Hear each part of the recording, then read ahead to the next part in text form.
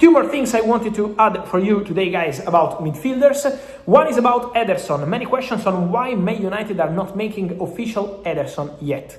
Because they have a verbal agreement with Atalanta. So the two clubs have an agreement since 1 month ago, but they are waiting for Ederson to have the second part of his medical with Manchester United in England before approving everything. So verbal agreement, club to club. Documents are prepared. First part of the medical, but waiting on the second part of the medical, the official one with Manchester United. That's why Ederson is not official yet to Manchester United, and we have to wait for these steps. But we start with this breaking news coming out of Old Trafford this lunchtime. Manchester United are close to agreeing a deal with Atalanta for their Brazilian midfielder Ederson. Talks are in the final stages over a fee in the region of £38 million. Now, sources expect that fee to be broken down into £35 million guaranteed, plus £3 million in further add-ons. Now, a full agreement for the Brazilian, we understand, could be reached by the end of this week.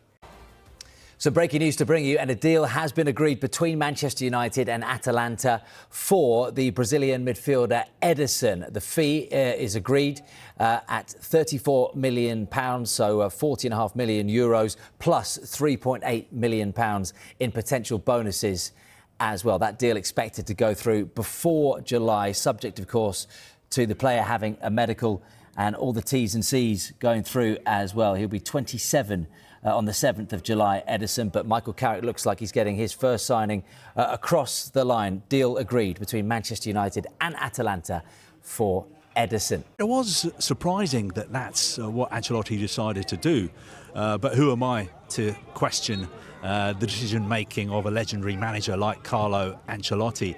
I think one of the other reasons that it was a little bit surprising is because Brazil are not blessed with too many options in the full-back positions. If you think about the great Brazilian sides of the past, going right back to the sort of 60s and 70s, 80s, 90s, right up until, 10 years ago, they always had exceptional full-backs, incredible full-backs who were brilliant at getting forward and defending as well. You can't really say that about this group of players. Most Brazilian football journalists you speak to would say the one sort of weakness in this squad is the fact that they don't have great full-backs. And I think they've been weakened further after Wesley was forced to pull out of the squad injured.